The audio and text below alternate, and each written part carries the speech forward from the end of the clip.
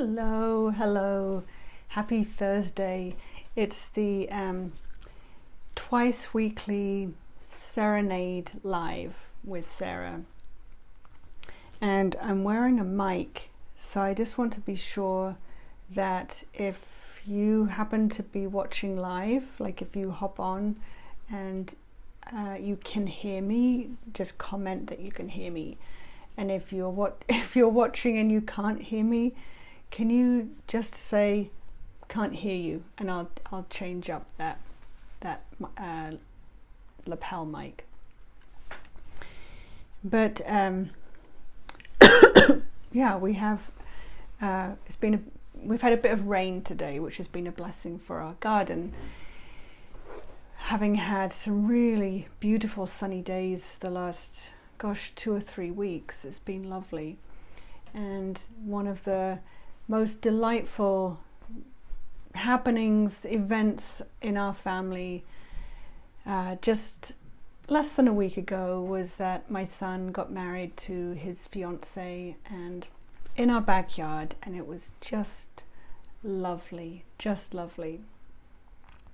And so I was thinking about energy and power. And as I was writing about it, I realized that I wanted to talk about individuation, which is what happens, as soon as we grow up from a small child, we begin to become separate from our parents. And so that's kind of along the lines of what's happening in my family.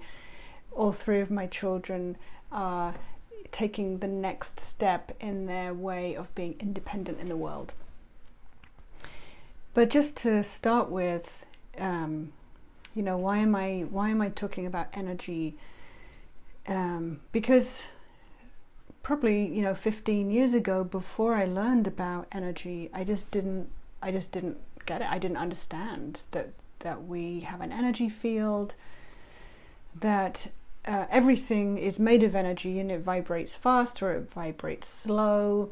And the slower it vibrates, the more solid it is, and the faster it vibrates, the less easy it is to see or sense.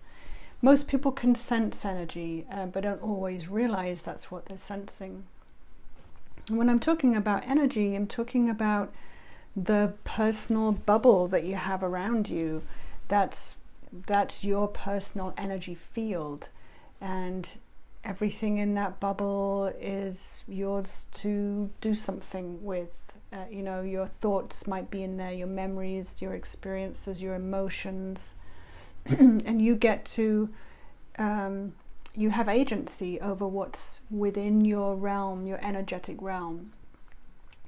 And I was really surprised when I was learning about the energy field, and my teachers would say, excuse me, that your skin is not your first boundary, but the edge of your energy field is your first boundary. And I was like, oh, I didn't realize that, but I'm sure if you have a sibling and you're sitting next to them, this happened to me and my brother in the car, and they were sitting too close, or they were touching. Sarah's touching me. She's annoying me. She's, even though you weren't that close, you can feel when someone's in your personal space. So I see someone's watching, so I'm just curious if you can hear me, because I'm using a lapel mic, and I don't know if my sound is on, or if it's, my mouth is moving and no sound is coming out. So I would love to have a comment saying, yes, I can hear you, or no, I can't hear you. But I was talking about the energy field and what we have around us, and the reason I continued working with energy is because it made such a drastic difference to my lived experience. So here I was, with my eyes closed, working with my energy, with my mind, doing these things, and my lived experience turned out that some key relationships in my life shifted enough that it was a subtle but dramatic difference.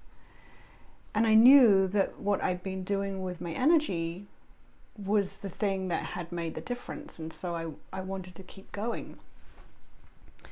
And when I was working on bringing my energy back to me and sending everyone else's energy back to them, I was working on looking at my own beliefs, my own thoughts, and finding out, is that true? Is that, what is the truth, so that I could let go of whatever the energy was that was holding an untruth in my energy field.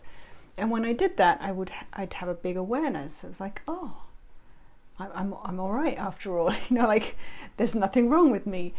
But it's like you just start peeling away the layers. But when you do heal blocks, clear energy blocks that represent maybe old stories or old beliefs that aren't true anymore, you free up your own energy so it can flow back to your power center. It flows back to the place where you again have agency over it. And I think, there's definitely, it's true to say that I struggle a lot with using jargon, talking about energy and, kind of that more intimate process work, and having it be practical, finding the words that make it practical and applicable to people who are out there, with, feeling anxious or depressed or stressed, and the last thing they want to hear is someone talking about mumbo jumbo spiritual jargon, because it doesn't seem to connect. And so I kind of go back and forth between talking spiritual energy jargon and practical stuff. And the truth is that we are both. It's both and. We are energy and we are physical, and we probably experience our physical world more acutely than we experience our energy world. But bringing them together, bringing those two awarenesses together, is where we can create the most change. When we can come at an issue from both sides, both angles. One theme, that really has made sense to me personally as I've been learning and practicing energy work and energy medicine, is that of becoming the individual, becoming an independent individual versus someone who is like maybe, I was going to use the word enmeshed. I don't know if that has a negative or a positive connotation, but where we're all kind of overlapping energetically, and you feel like compelled to think the way someone else does, or do what someone else is doing, or make a decision because someone else is making a decision.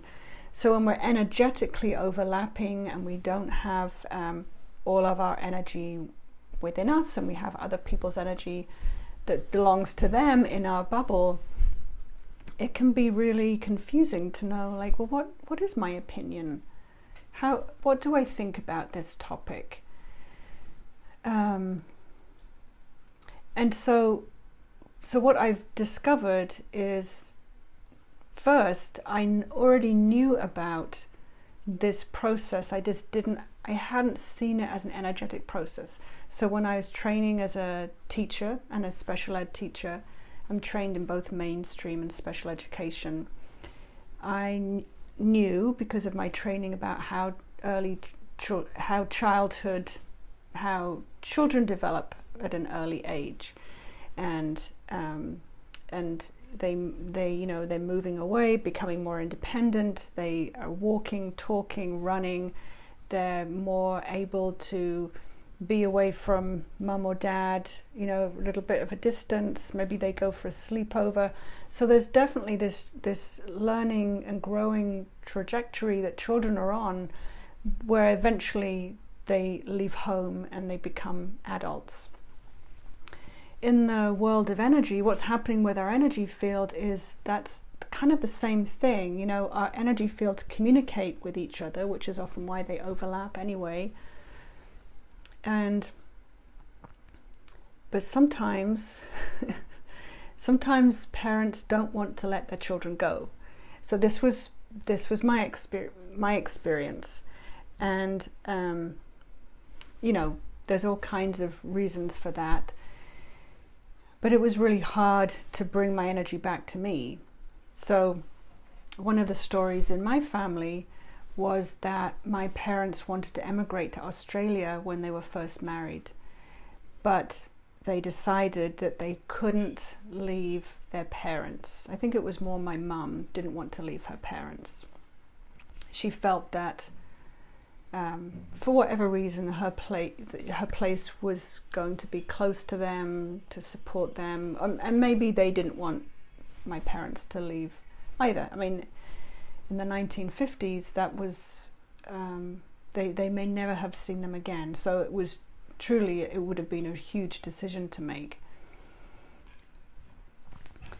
But what I'm seeing is that some of those thoughts and beliefs about children should stay close, they should not move away, they should, you know, come around every Sunday for dinner, they should, you know, there's lots of beliefs in my family where I was expected to live my life in a certain way because that's how my parents saw that it was supposed to be. And I didn't do that. You know, I not only left home and didn't go back, I left the country and haven't gone back. And for me, it was a grand adventure. It was the beginning of me learning about who I am, what do I think, what do I want to do, who do I want to be with, what does family and community mean to me. I mean, it's been a wonderful, wonderful adventure.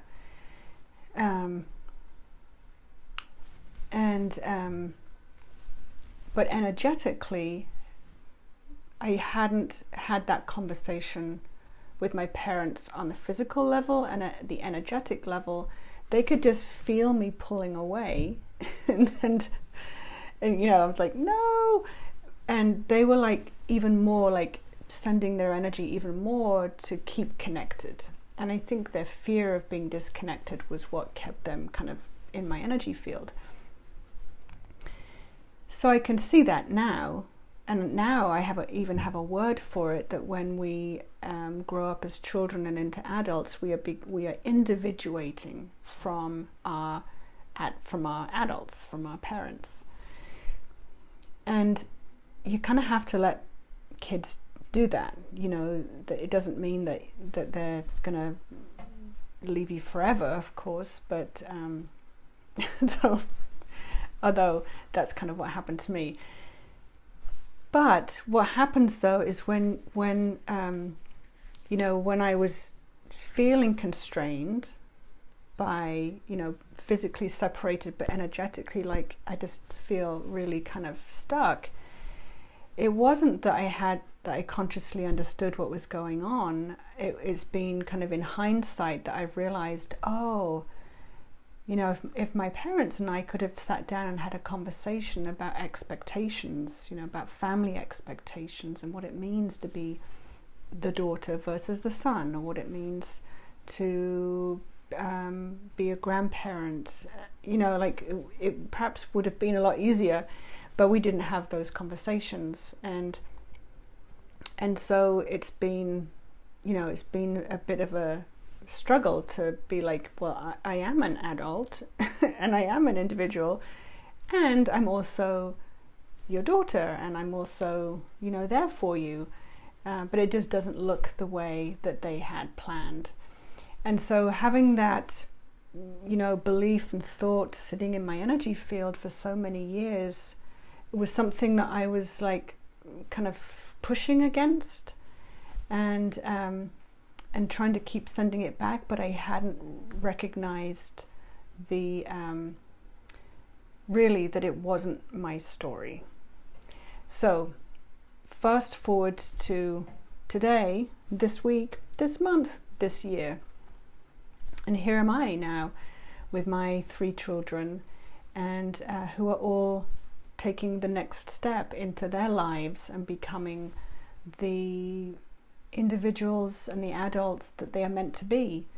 And I'm, I am absolutely adamant that my kids be happy exactly how they want to be. That I'm not going to make them feel guilty for any choices that they make. If they move away, if they go to college, if they go to a different state, if they make, whatever their life choices, it's theirs to make.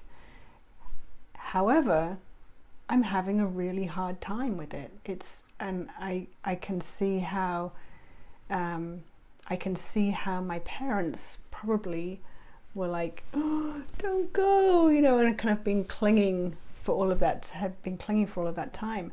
I can feel that. I'm like, oh man, was I ready? Was I ready for this? Was I ready for everyone to move on, move out? And I thought I was ready, and I was as ready as I could have been, but I've been really sad, and it's not that they should or shouldn't do, live their life. It's more that I'm recognizing that I had some hidden beliefs and stories around what it means to have adult children. I have a few pictures in my mind of Sunday dinners, and every holiday spent together, and grandchildren running around, and that they're close by. And I think that's what I'm grieving, the images and the pictures and expectations of what I thought it might be like. So it's just I think bringing awareness to what's going on the inside, what's going on the outside, and just giving ourselves enough grace to feel the way we feel, and to give ourselves permission to be sad, to be in grief. Because what I know is that when I haven't, and I've seen this with other people too, when I haven't acknowledged the way that I feel, when I haven't felt the feelings, then I'm kind of still in my bubble of, it could be like this, it should be like this, and I'm not really honoring my own, work, my own feelings and emotions. Whereas what I'm noticing is when I am, feeling my feelings, and I'm crying, or I'm journaling, I'm getting a lot more insight, and I'm being a lot kinder to myself. I can feel more excited for my kids, and see it through their eyes, because when I left the UK, it was a grand adventure. I did not look back. And I want my kids to have the freedom, to have that same freedom, to be on their grand adventure and not look back and worry, am I disappointing my mother, or am I, is it too much, or whatever. But when we, when we get entrenched in what we think is true, and what we think should happen, and what we think is the right way of doing things, we put a whole lot of energy into keeping what we think into being true. And what is true is really changeable from moment to moment. It's just a perception. And, I think 2020 has been the year when so many bubbles have burst, so many ways of thinking about what is true have been challenged. And I've had a lot of bubbles burst in my own reality of what I think about me, what I think about others, how I see the world, what I think is right, what I think is wrong.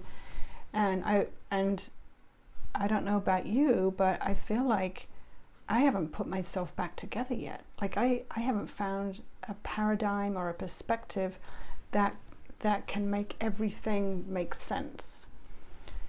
And that's super uncomfortable. It's super uncomfortable to feel like the ground beneath me has given way and there isn't firm footing yet.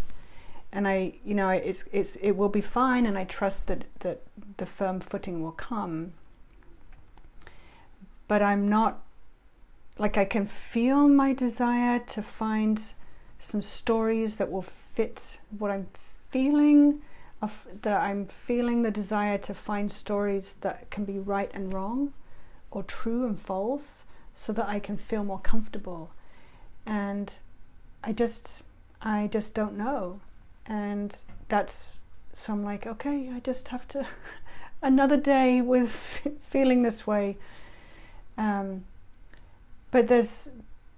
Which is kind of why I'm coming back to talking about energy, because all of this is energetic as well. The emotions, the thoughts, the feelings. And when we are, this is our bubble, this is what we're responsible for, this is where we have our power, is what's in our body, what's in our mind, what's in our energy field.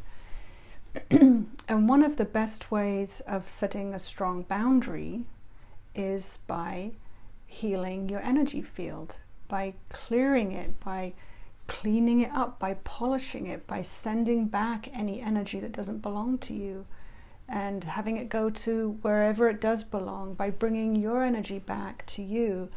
You might have energy in someone else's energy field because you're praying for them, or you're worried about them, or you miss them. And it's just calling it back, keep calling it back. And I do that every night, and I do that every morning. I just call my energy back to me, and I send other energy back to where it belongs, so that I can keep my bubble as clear as possible, and I have, that's easier to manage. Because I want to feel, I don't like to feel out of control, but that's kind of how I've been feeling recently. And my mantra has been, okay, I'm surrendering to you, God, whoever is up there, out there, in there. I'm surrendering my fears and worries and doubts, because I'm surrendering my desire for control and my feeling of lack of control, because there's nothing really I can do until the next moment, or the next moment, or the next moment. And I don't know what is true anymore. I used to think, like, I've got this nailed. I know what is reality, and I know what isn't, and I know, and truthfully, I just don't. And the biggest piece, when you're clearing your energy field and you're owning it, and you're being with your feelings and emotions and thoughts, and you're looking at your thoughts, is this mine? Is it true? Is it not true? Okay, discard, keep, discard, keep. You can really come to center. And I was really going somewhere with that thought.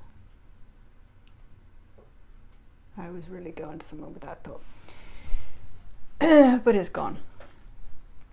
But setting a boundary is probably the best way of kind of stopping the crazy, it's like, okay, I'm just going to calm, ground, clear my energy, and just kind of focus on the next few things to do.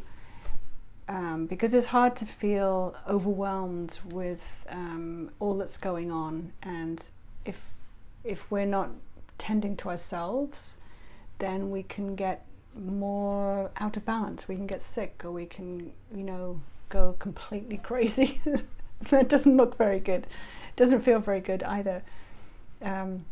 So I'm, I know I'm rambling, and when you manage your energy, you can manage your power. And it's always you know, it's not like you do it once and it's, oh, we're all good, you know, I've got my power managed and my energy managed. It's like, it's a constant thing. It's constant coming back to truth, coming back to the voice of wisdom that lives within, and just kind of feeling, you know, what's the next thing for me to do? What's the next thing for me to do? And you know, coming back to the energy world, the world of energy and spirit, is just a way of having a completely different perspective from the physical perspective. And when you can see and feel the energy, it kind of gives this sense of, you can just feel this sense of truth, that because energy is energy, you know, it is what it is, it doesn't lie. And it gives a lot more information, and I feel a lot better when I'm tapping into that. So I just encourage whoever gets to watch this, just to be grounded, clean out your bubble, bring your energy back to you, send everyone else's energy back to them, and just sit in some silence or meditate morning and evening, just so you can get through this time. Okay, see ya.